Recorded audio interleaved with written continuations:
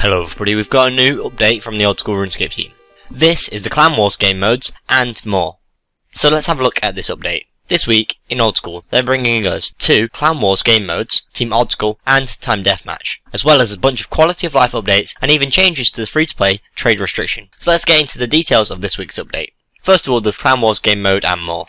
To spice up clan life, and to give players yet another way to test how their clan sizes up to others, they've added 2 new game modes to Clan Wars, Team Odd School and Time Deathmatch. In a Team Odd School clan war, a skull spawns in the middle of the map at the start of the war. Picking up and holding the skull gains your clan points. The opposing team must kill the player carrying the skull in order to claim it themselves and gain points. The team with the most wins at the end of the war wins. In a Time Deathmatch clan war, the clan that gets the most kills in a set period of time wins. The amount of time will be selected by the 2 players starting the war. If you're in a clan, or maybe you've got a bunch of friends who you'd like to see how they fare in a real clan war, head over to Clan Wars and give Team Odd School and Time Deathmatch a shot.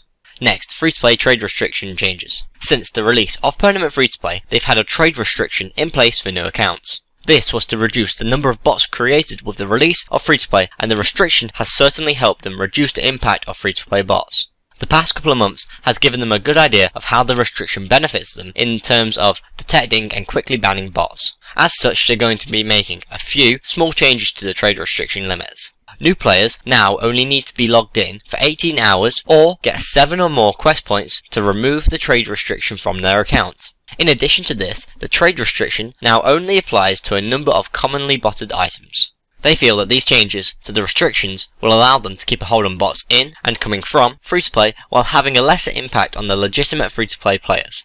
I like the fact that they've reduced it, however I feel that 18 hours and 7 quest points are rather disproportionate to each other. But most players end up doing quests when they start, so it's probably not going to be as much of an issue. Next, Burt and Juna reset changes. Previously, it was possible to get sand from Burt 24 hours after it was last delivered. This has now been changed to reset at midnight universal time every day.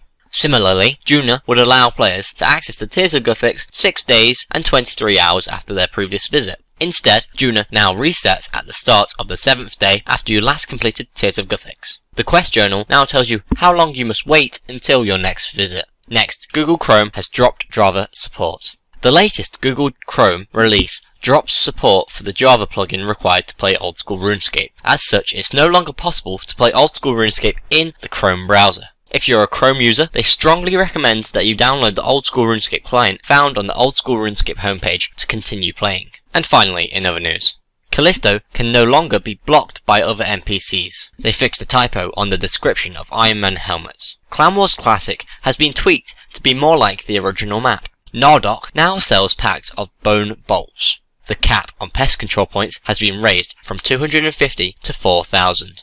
Vultures now count towards a bird slayer task. Hatius Cosaintus no longer has an invisible jaw. The experience boost from the goldsmith gauntlets is now correctly applied when using gold ore on a furnace. They fixed the grammar in the description of the onions growing in an allotment. Polinovich is now spelt correctly on the desert task list. They've removed some incorrect text from a task in the Ardoin diary. Farmers will no longer protect poison ivy bushes as they are immune to disease.